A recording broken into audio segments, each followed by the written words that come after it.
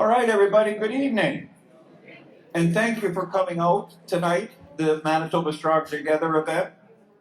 You know, I'm going to describe what we're going to do tonight and how we're going to do it, but I did want to talk a little bit, just a tiny bit, about how this happened.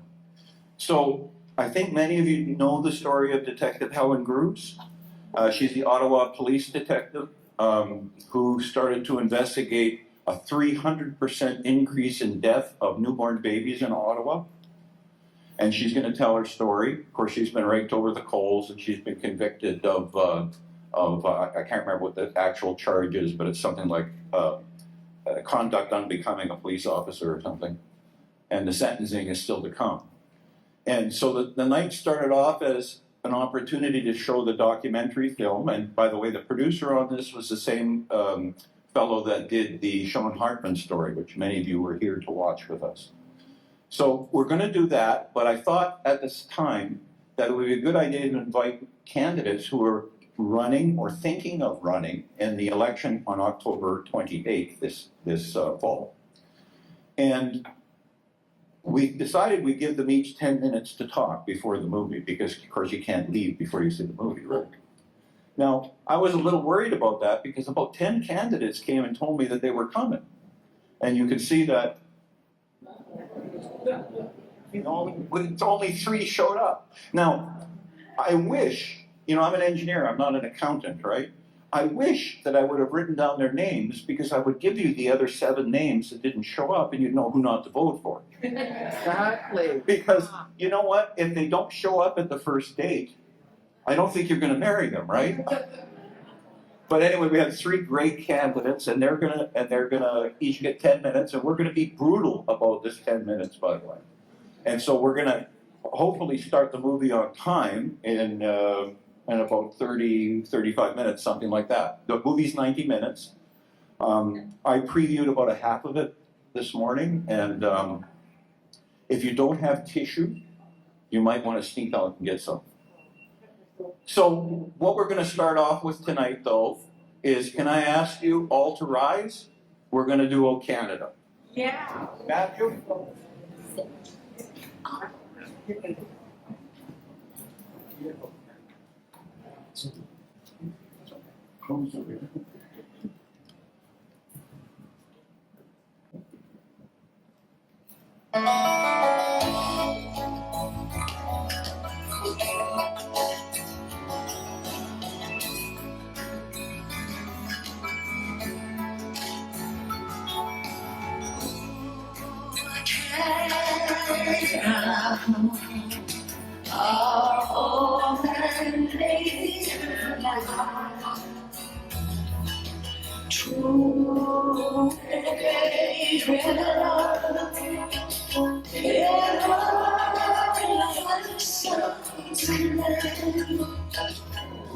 You know that I cut that off and I'm going to be sleeping in the garage tonight because look at there's nothing going on here, but you know it was my daughter singing here, so. And the joke there, by the way, is we did an event here a month or 2 ago, and I was giving a speech, and some people came up to Rosalie, and oh, you guys can sit down, sorry. And a couple of ladies came up to Rosalie in the crowd and said, "You must be so proud of your father." And her father passed away a few years ago, so I figured it must have been me. Now, we have one other little thing for you before we get into the speeches. I did bring you a special video, and considering it's Canada Day in a couple of days, and we're proud Canadians, there's problems, but we're proud Canadians. And so I wanted to play this video for you. And funny little story about this video. We all know a fairly crusty kind of old guy there, don't we? And I'm talking about Shadow. And when we published this video, Shadow decided he was going to play it on his show one night. And as the thing ended, I guess he flipped the button back on and he came on the screen and there was tears all down his face. So, if that affects you that way, wonderful. I think that's a good thing. Matthew? go ahead with our video, too. Yeah.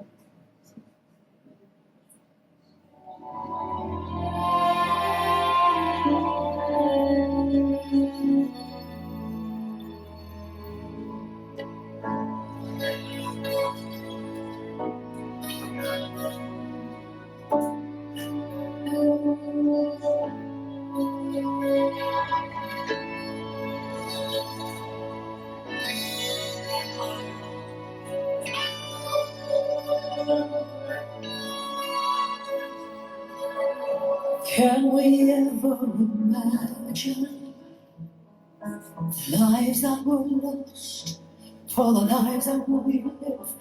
Can we imagine the cost of our liberty? Can we ever imagine the currency of pain that so many pay for our freedom? Can we imagine? Oh, now is the time we must answer the call. Oh, Canada, God bless you, protect you. Let His face shine on you. God bless you, protect you. Let His grace be on you. Can we ever imagine the courage it took to leave loved ones behind and say goodbye, not knowing if you'd see them again? Oh, can we ever imagine if the brave souls who died could see us now? Anything's alive. Can you imagine their last dying prayer? Oh, Canada, God bless you, protect you.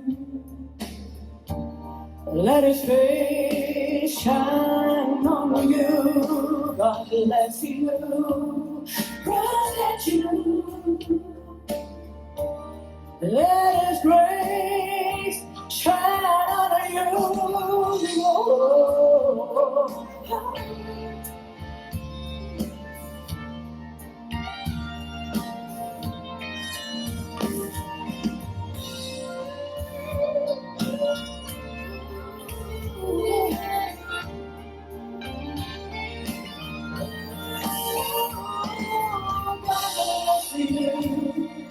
protect you, and let His face shine on you.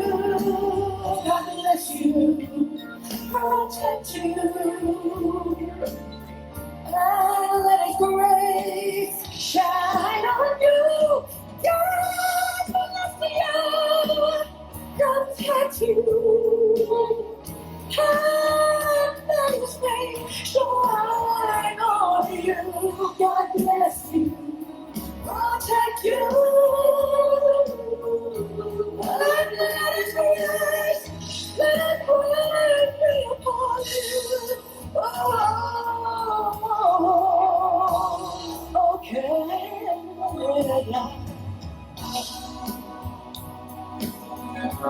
God keep on glorious and free.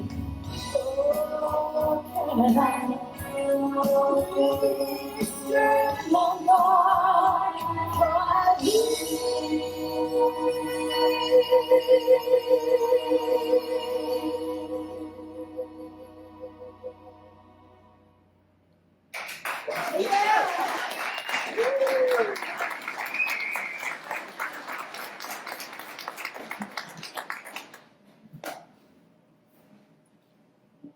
As we stand at the crossroads of our nation's future, we are called to remember the strength and sacrifice that has brought us here. Over the past many years, we have begun to forget who we are and who came before us. We have become a people who have lost our way, drifting from the values that once defined us, but no more. Today, we remember. Today, we reconnect with the spirit of those who built this nation, the brave souls who fought for freedom and justice, and the communities that upheld these ideals. Our past is a testament to resilience, and our present is shaped by the same courage and unity. The future is not guaranteed. It is ours to shape. It is time to stand up, take responsibility, and get involved, not just as citizens, but as stewards of a nation founded on freedom, justice, and the power of community. Together, we protect the legacy of our ancestors, and together, we ensure that Canada remains a beacon of hope for generations to come. This is our Canada, and it is worth defending. We know who we are and what we can once again be.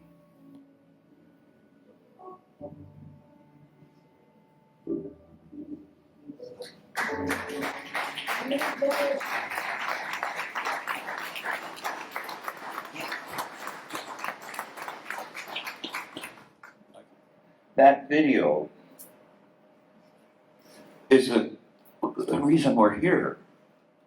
You know, you're here to listen to some everyday folks, your neighbors, your friends, talk about how they're standing up and they want to take charge and they want to make a change.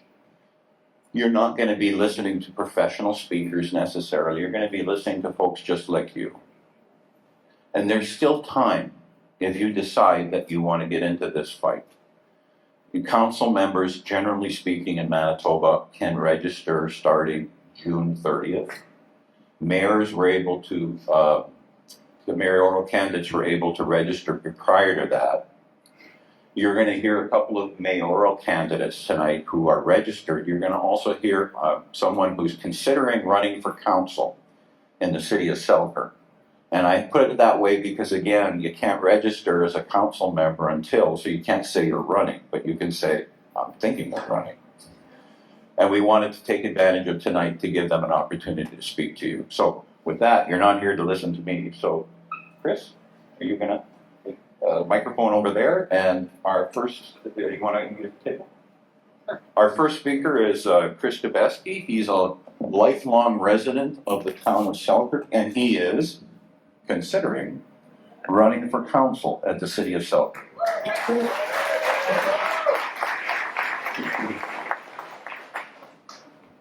Hello everyone, my name is Chris Debeski and I'm considering running for a council position in Selkirk in the upcoming municipal election. And why I'm doing that is because I have an issue with the climate change agenda that is going on here in Selkirk, and I want to discuss it with the council, but they don't seem to want to. And why I'm saying that, I haven't discussed. Well, I've sent them emails, and as long as you're polite to them and you say what great work they're doing, they will reply. But if you ask them a tough question, they will not reply. And so I guess I had no choice. I have to run for council because I have been going to council meetings and I've been following other people. And I went to a delegation. There was an issue with a bike lane. Where we are right now, it's on the very west end of town. It's called Mercy Avenue. And they had planned it for quite a while because they had to get federal money for it. They got $120,000 and they were putting in 460. And so there was a lot of concern with that, with the industrial park, because they're going to put a bike lane in an industrial park. So the industrial park got together, so one thing that happened, they got the industrial park all to join together to fight against the bike lane. So I went to the delegation and it was very well done, But during the delegation, they didn't talk about what other solutions could be. They talked more about who said what, when, where were they going to meet, why they didn't show up. And I thought, well, that's kind of a waste. So then after that, they had the delegation, then they had an open house. So I went to the open house, and they were all together talking to each other, and the conclusion of it, instead of putting the bike lane on the street where it would have been hazardous for the trucks and everything, they put it on the boulevard. So that was the solution. So I went to the open house and I said, well, I live a couple of blocks from the bike lane. It's not going to be very well used because it's in an industrial park and it goes across Manitoba Avenue where there's railway tracks, lots of traffic, and then it goes down by the schools where there's lots of room, then through a residential area where there was no room for it. And I said, well, why don't you put it on Eveline? I had other solutions. And at the end of it, I just hung around, and I think the guy was getting kind of tired of me because I wasn't leaving. And finally he came, I asked him, how about Main Street? That's where you're going to get most people that have handicapped issues. They have lots of scooters driving around. And finally he just told me, well, that's where we want it. So then what's the point of the delegation? What's the point of the open house if you're just going to not listen to the residents of Selkirk? And the industrial park, they made an excellent presentation, and they employ 500 people. It was they really did a good job on the presentation, but it was basically ignored. So I figured, well, okay, I did my part. I filled out the survey and everything, so there's no difference. Okay, so now they're doing tree planting, and I don't have a problem with bike lanes. I don't have trouble with tree planting, but once again, they're telling people we're planting the trees. Doesn't matter what you say, you're getting the trees. So once again, the citizens don't have any say in the matter.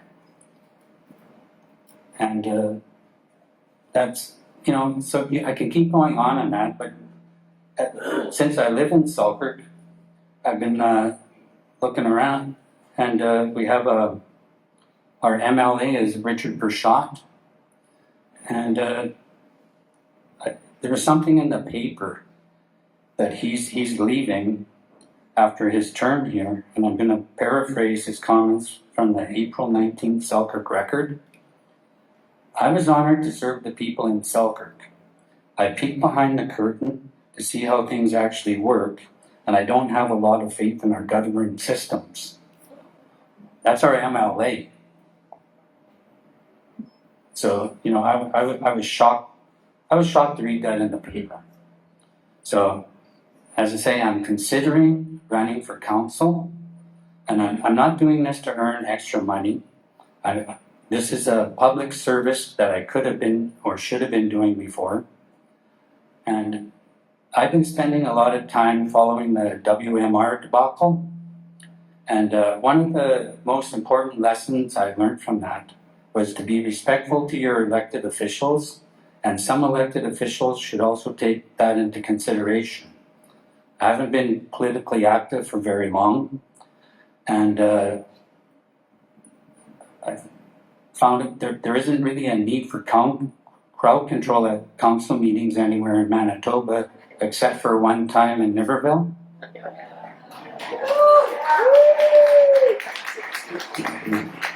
And he said, I'm not a frequent attendee at the council meetings, and when I do show up, I'm usually the only one there out of 10,000 citizens, and I don't know why they don't record and stream and record the meetings, so maybe more people would take interest. And they have the technology, because I've been there, they have the Zoom calls, and some municipalities do it. And it seems like they don't want to, they say they want to interact with the citizens, but it doesn't really seem like it. So, and the other issue, like, okay, I'm retired and I'm like, I might say climate change nut job. That's all it's like I can't stop reading books and watching videos about the climate change scam. Woo! That's right. And, you know, I'll call it global warming because it's summertime. Even though we deal with cooling most of the year. And the city of Selkirk is big into the climate agenda. Myself, I see it more of an ideology. They have net zero adaptation policies, tree planting, carbon sequestering, heat pumps, electric vehicles, solar panels, sending residents data to the Carbon Disclosure Project. They have an actual climate change person on staff. So you get the idea that they're pretty heavily involved. Climate spending is tax dollars, whether it's local, provincial, or federal. The province is broke, and the feds are printing money to fund the climate grift. The ones who least can afford it are suffering at the grocery store checkout and trying to keep up with their bill. And I'm not saying that all climate, not all spending is bad, because some people do need transit. I like bike lanes, and of course there's some need for tree planting. You know, they have to, there's parks and all, you know. So, like I said, after June 30th, I'm considering running for a seat in the council chamber, and I'm going to take the question to the residents of Selkirk.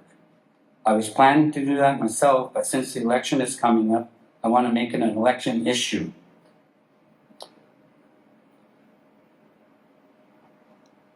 You know, and as a lifelong resident of Selkirk who walked and biked to work across town for 25 years, I think I should have some input, because I would know more than someone who might work there and doesn't even live here.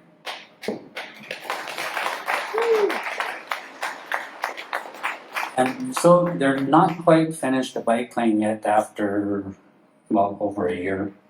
There's some spots they have to fill in yet. But in my estimation, the project went to waste. Well, half of it.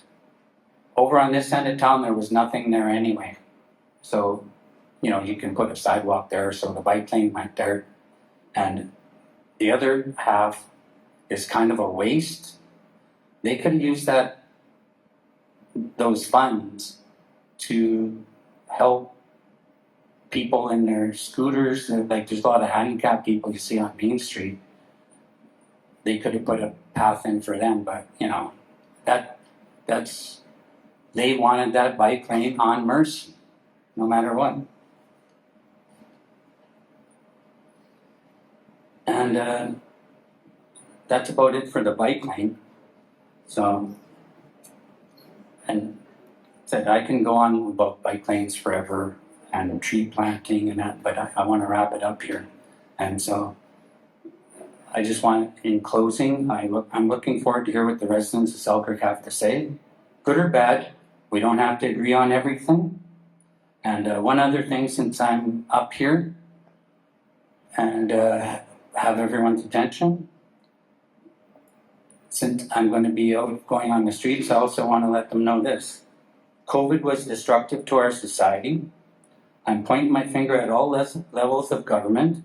It's time for local, provincial, and federal representatives to acknowledge the National Citizens Inquiry and get back to serving the Canadian people and not the World Economic Forum and the United Nations.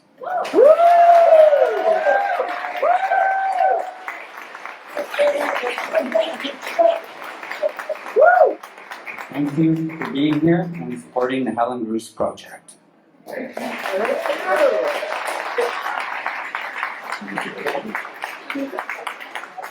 Well, thank you, Chris. Boy, I think those are popular positions here in this room.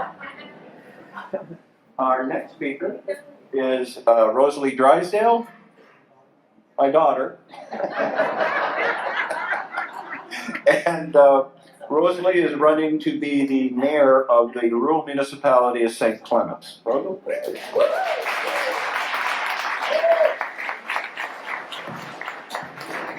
Thank you so much. So, yes, hello, my name is Rosalie Drysdale, and I am running for mayor of St. Clements, the rural municipality of St. Clements, Manitoba. So, thank you so much for the opportunity to say a few words, and thank you so much, Mr. Drysdale, for the opportunity. Okay, I think three-time rule. We gotta call it three-time rule. So today, I want to talk to you about building a healthy community.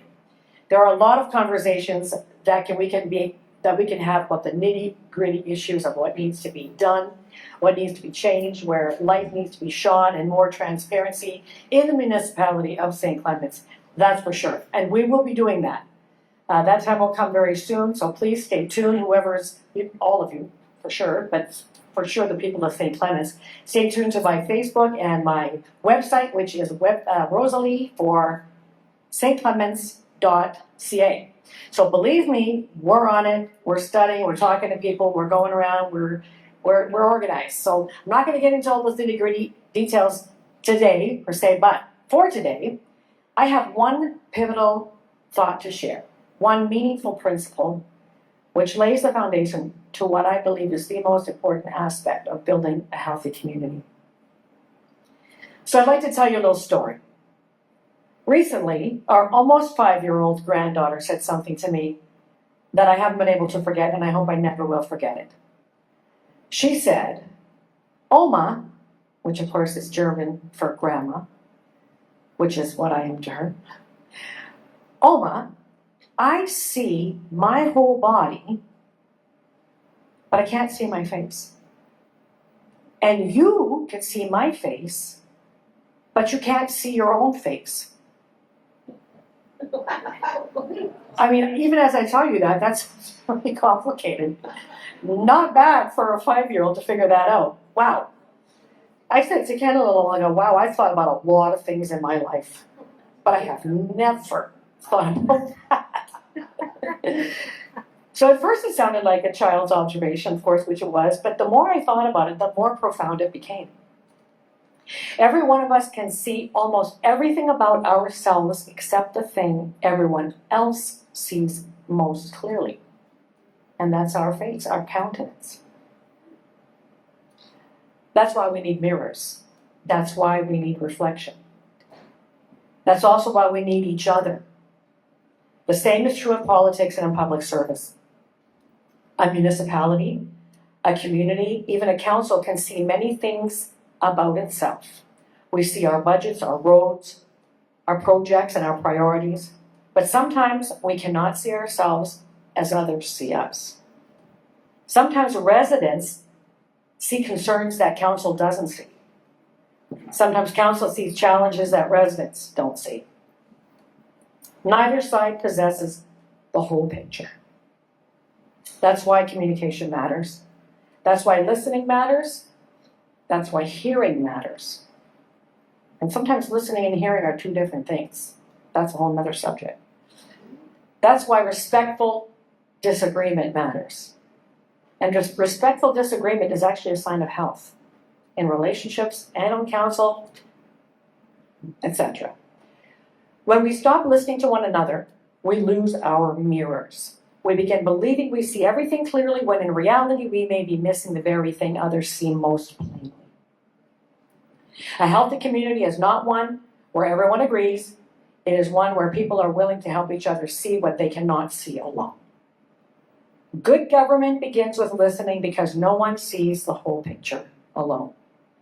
So this is the core message and the core principle of my campaign and the eventual guidepost of my mayoral leadership. Community dialogue, communication, transparency, and bringing people together rather than dividing them. This is why I'm also very focused on building a team. that prioritizes the very same thing. That prioritize listening and interacting with the community of residents. And actually, there is somebody here who I'm working with who is thinking seriously about being a council member. And she said I could get her to wave to you. Her name's Tara Denome, and she's right smack dab in the middle. She's waving at you. She's fantastic. Absolutely fantastic. And she's young. We need that. Okay, so because when you shake it all down, this is all about people. It's all about relationships and trust, and people matter. You matter, I matter, we matter together as a team. And may I also emphasize, your vote matters. In any municipality that you find yourself in, your vote matters. And we're talking about that on our website as well, so keep tuned to our website. So as individuals, we cannot see our faces directly. We see only our reflections. Again, mind-boggling. I never thought of that. I've never seen myself in 3D. I've seen myself on video, seen myself on pictures. Same with you. But you've never seen yourself in 3D. Fantastic, fascinating thought. This is why we need the interaction with each other.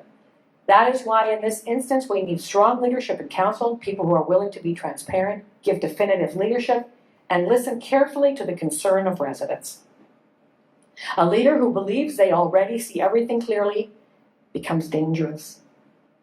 A leader who understands that they have blind spots remains teachable. So our granddaughter taught me something that day. None of us can see our own face. We all need mirrors. And as your Mayor St. Clements, I won't pretend to have all the answers or see every concern, but I promise to listen. Because the people of this community are not obstacles to good government. Because the people of this community are not obstacles to good government. They are the mirrors that help good government see clearly. And that is how we build healthy community, to get the jobs done. And one more thing. I want to get this right because I want my little Cece to be proud of her Oma. Thank you very much for your time.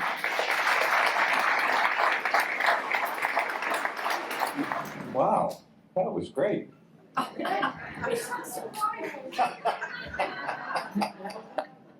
And I didn't get to listen to it ahead of time, so she was in the car, but it's great. Great job. Oh, you got it. Our next speaker is running to be the new mayor of Winnipeg. Woo!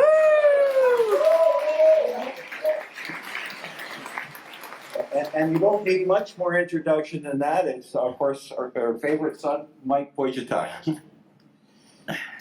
Ken Drysdale's not messing around. He's got a timer up there. And it tells you when you're done. Most of you know me as a freedom fighter, fighting for your rights, for your freedom of movement, and your freedom of speech. And I will continue to do that. Why is a funeral director standing up on the stage, you say? Why am I running? January 24th, 2024, my life changed forever. That was the day my brother Kyriakis was murdered in the city of Winnipeg. Nothing prepares you for that phone call. Nothing prepares you for standing in the courtroom seeking justice. Nothing prepares you for burying someone you love. As a funeral director, I have helped thousands of families through the darkest times of their lives. I never imagined I would embalm my own little brother for his final farewell. Nothing prepares a mother to see her dead son in a casket. That experience has changed me forever. It gave me a purpose that's bigger than politics. Before January 24th, I saw crime as a problem. After January 24th, I experienced crime as a victim of violent crimes through the loss of my brother. I sat through the court process. I met other families living through the same nightmare. I realized that my family was not alone. Since my brother's murder, many other Winnipeg families have experienced the same heartbreak. 86 in total. Behind every family, there's a headline. Behind every statistic, there's a mother, son, father, daughter, sister, and friend. Crime is not a statistic. Crime is a face. Crime is a family. Crime has consequences that last a lifetime. The night my brother was murdered, he lay on the cold ground in the Winnipeg streets while we patiently waited for help. We waited 25 minutes before an ambulance was to arrive. This happened in the heart of St. James. 25 minutes feels like an eternity when your loved one's laying on the ground, dying. I will never forget that night.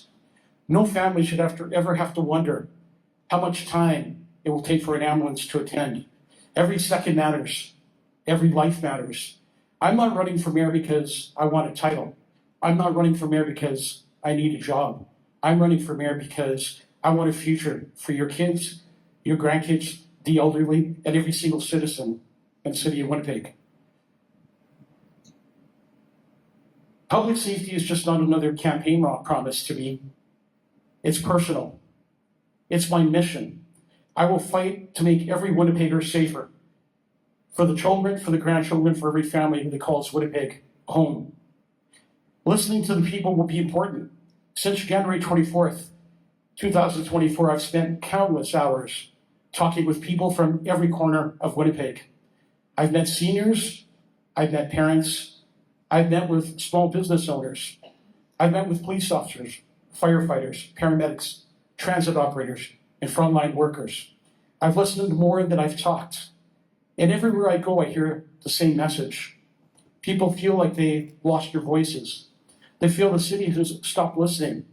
They feel decisions are being made for them instead of with them. They want leadership that puts people first. I want to make a promise tonight. I will be your voice at City Hall. I will fight for the people who feel they have been forgotten. I will stand up for you seniors. I will stand up for the families. I will stand up for taxpayers. I will stand up for small businesses that are struggling and closing their doors every day. Businesses that have to lock their doors because they're afraid of criminals walking through the front doors. I will stand up for every neighborhood in Winnipeg. City Hall belongs to the people, not the politicians. Every decision I will make, I will ask one simple question.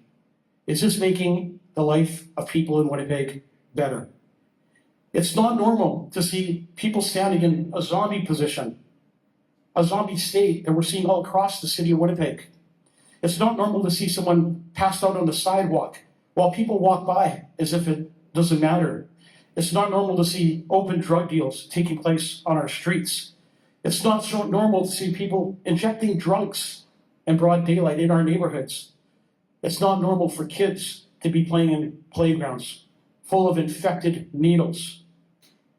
Yet somehow, these days, these things are becoming normal in Winnipeg.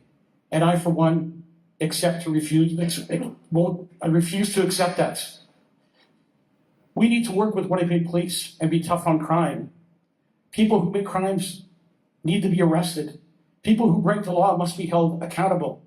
We cannot continue to stand and watch our city decline. I have a plan to change the way the Winnipeg Police Service, fire paramedics, and emergency services work together. This plan will change the landscape of Winnipeg. It will make sure our streets are safer. It will improve emergency response. It will restore confidence in public safety. Most importantly, it will help make Winnipeg a city where families feel safe again. We need common sense back at City Hall. It's time to get back to the basics. Safe neighborhoods, reliable transit, roads that last, cleaner streets, faster emergency response times, transparent governments, respect for you, the taxpayers. These aren't impossible goals. These are the basic responsibilities of a city and government.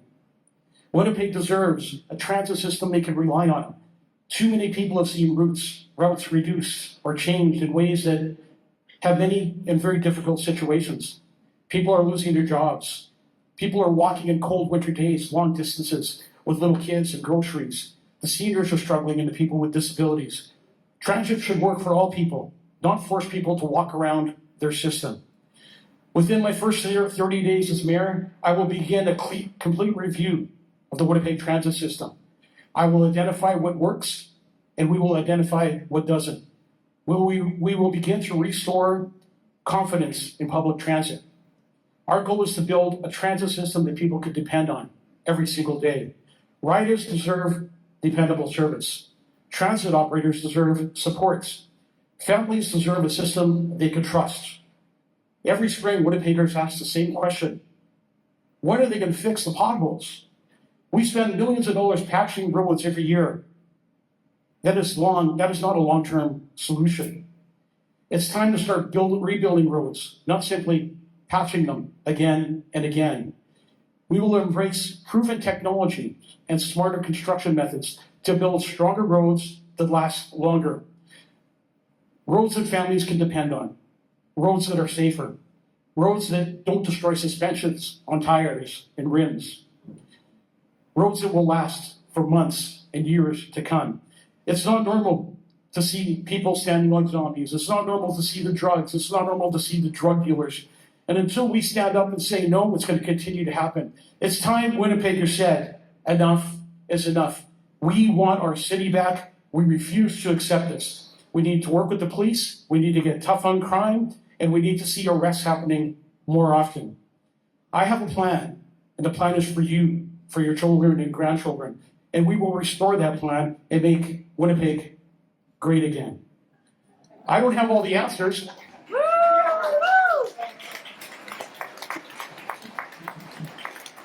I don't have all the answers, but I promise you this. I will listen. I will be accessible. I will work harder than anyone you can ever imagine. I will never forget who I work for. That's you, the citizens. Together we can build a safer, stronger, cleaner, and more prosperous Winnipeg. Together we can restore pride in a city that I love. Together we can bring Winnipeg to the future it deserves. As I close tonight, I want to leave you with one final thought. January 24th, 2024 changed my life forever. It took my brother from our family, but it also gave me a mission to stand up for families, a mission to restore hope in the city.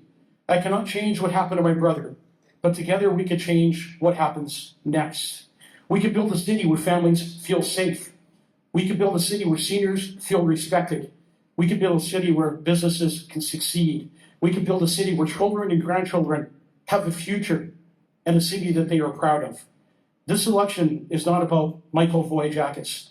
It's about every person who has felt ignored, every taxpayer who believes they deserve better, every family that wants safer neighborhoods, every resident who believes Winnipeg's best days are ahead of us. I'm asking you to believe again. Believe that change is possible. Believe that your voice matters. Believe that together we will build a better Winnipeg. I cannot do it alone. I need your prayers. I need your ideas. I need your support. I need you to talk to your neighbors. I need you to volunteer. I need you to put a sign up in your lawn, an I like Mike button, maybe a bumper sticker. If you trust me, the honor of me serving as mayor will be an honor, most definitely. I will never forget who put me there. I will never stop listening. I will never stop fighting. I will fight with every little bit of strength I have left in my body to make change for a city that I love. I grew up in the core of Winnipeg between Toronto Street between Sargent and Ellis. And when I drive in that area now, I fear where I'm going. I see my parents and grandparents, the people that built the city, are afraid to walk in their neighborhoods at night. They're afraid of the crime, they're afraid of the violence, and they're afraid to be on their own front steps. This needs to stop. Let's make history together. Real change now. God bless you and your families. Take care of yourselves and each other. Thanks for having me here tonight. That was wonderful. We had some really great candidates here tonight. Like I said, these are your neighbors and your friends. They're not professional speakers. They're not paid to be here. They're here because they're participating. They've had enough. And that's really why we started Manitoba Stronger Together. And I'm hoping that everyone here is a member. Because I'll tell you what, I always say we have a Zoom call meeting every Tuesday, and I always said, if you don't like the Zoom call, let me know, and I'll refund every penny you paid. Now, for those of you who don't know why they're laughing, There's no membership fees, there's no donations, there's no branded underwear that we sell. All we do is build community, which is what we've been doing for the last 3 years. We have events like this. We educate people on how to work. We've got a big program on right now. It's a 8 or 9 module program on our website, first that we're aware of in Canada, where you can go through that module, those 6 modules, and you'll learn how to run for office. What does it mean when you get elected? What do you do? It teaches you all kinds of stuff. And just to demonstrate some of the changes we made, well, we're pretty much out of the Winnipeg metropolitan region now, aren't we? How do you think that happened? Yes. All of you from Manitoba Stronger Together. We not only got them to flinch and bring in the so-called Freedom Bill, which those of you who follow us on a regular basis, you'll know what a crock that was. But you'll also know that I think there's only 7 communities left in the WMR out of the original 18. Woo! They gave this group of people the right to expropriate your property.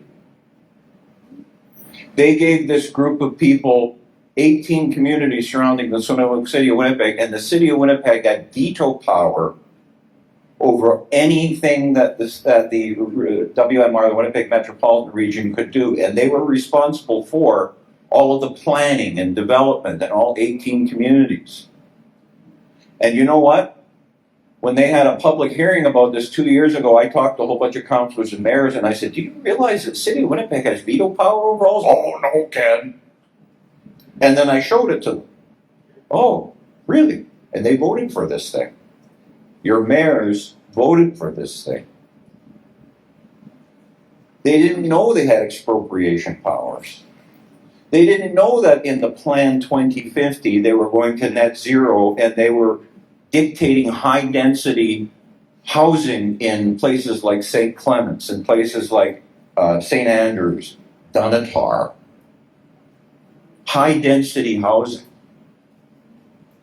They didn't know that they were dictating that 50% of every person's trips were supposed to be what they called active trips. You know what that means in Winnipeg or Manitoba? That means like you're going to the store on your pogo stick, or you're walking, or you're taking your bicycle. 50%. And we have winter, 8 months of the year? They want buses and stuff. Have you seen a bus in St. Clements? This is how crazy, and it was even more crazy than this. So that's been pretty much eliminated except for these 7 hanger-on municipalities. And it's incredible. If you go onto our YouTube page, you'll see the videos that I've published, clips of videos of their board meetings. And one of the rural municipalities that's still in this thing is the arm of Headingley. And I've got on video the mayor of Headingley saying he doesn't know what the hell's in the plan, and he can't describe it to his residents, so they're out. Guess what? He's still in it. Cartier's still in it. And of course, that mayor was complaining she wasn't getting paid enough to do this because essentially the citizens didn't know what the hell they were talking about. So if you're one of the communities that are still in this, you need to go after your elected officials, because I'll tell you something. Remember I talked a little bit about the Freedom Bill. The Freedom Bill is a farce. It's a political tool, and there's a big write-up on it at our website. You can go read it for yourself, and I go through every clause in it. And essentially what it does is, if your council tries to get out of Winnipeg Metropolitan Region before the election this October, they can get out by writing a memorandum to the minister, and then he has to let them out. After the election, they're stuck for 8 years. And then at that point, they can ask to get out, but the minister doesn't have to let them out. And they don't know what this new plan is yet, by the way. So why in the would they be in? Another thing that Manitoba Stronger Together has done is, I'll bet you've never seen before all of the posts from all of the RMs offering educational sessions on how to run for office. Guess where that came from? And I'm not going to go much longer, but Municipal government is the easiest form of government to change.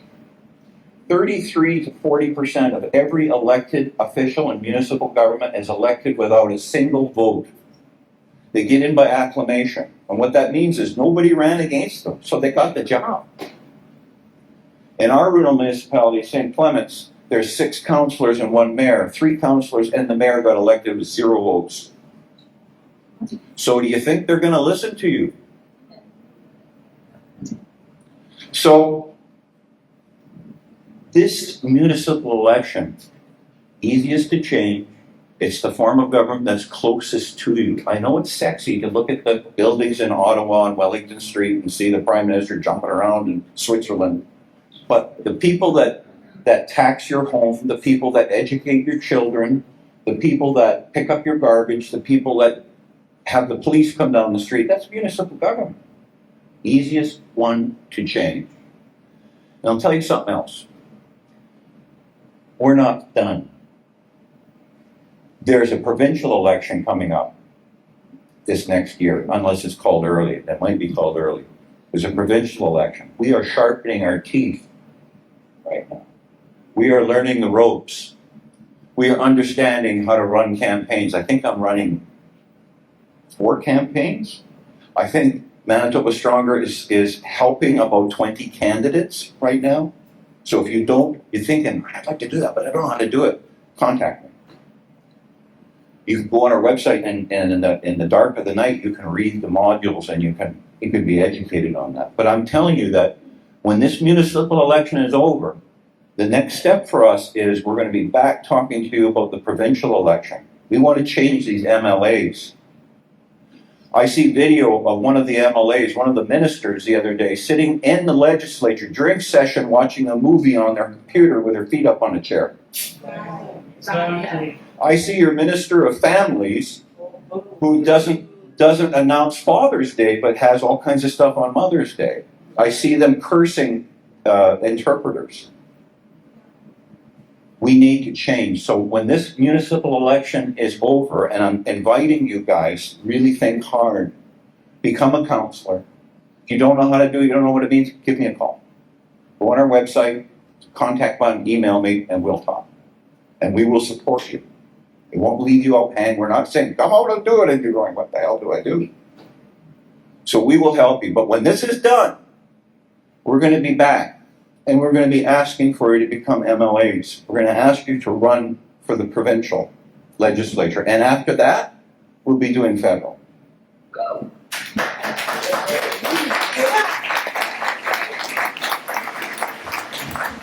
So if you're not a member of Manitoba Stronger Together, why the hell not? You get educated, you get to participate in stuff, and you get community. And it doesn't cost you anything. Somebody's going to say, well, Ken, I have to pay $20 to get in here tonight. Not a penny of that is going to Manitoba Stronger Together. Every dime is going to Helen Grus Legal Fund, and Manitoba Stronger Together paid $400 for the event tonight out of our pocket. So, did I forget anything? Great job. Yes. Woo! So if you're not a member, again, I ask you, why not? Why don't you want to learn about how your government works? Why don't you want to hear people? You know, on our Zoom call, we have a guest or two every Tuesday. It's only 60 minutes, by the way, unless you come into the early part of the what do they call that? The pre-game show or the bowl section or tailgate party we do for a half an hour from 6 to 6:30. We've had all kinds of people on there, from Mark Trozzi. We've had Mike on there. We've had Chris on there. We've had the Buckleys on there. We've had pretty much name it. We've had them on. Hey, Ken, I just noticed you don't have time.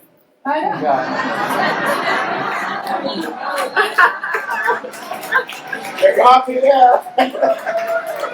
That's good for a couple of votes, right?